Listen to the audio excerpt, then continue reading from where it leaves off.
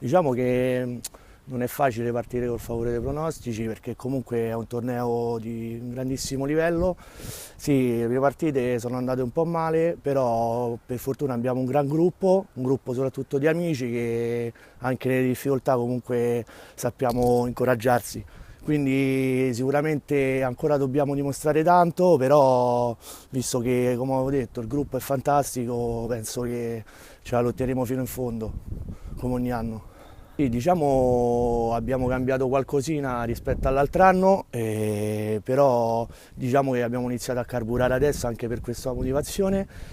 però diciamo che i miglioramenti sono molto evidenti, però mai abbassare la guardia e comunque diciamo che il modulo poi non è così fondamentale, il fondamentale è metterci tutto come poi spesso facciamo, anche se spesso non ci riesce, però è un gruppo, ripeto, fantastico che ogni partita la prende con lo spirito giusto, poi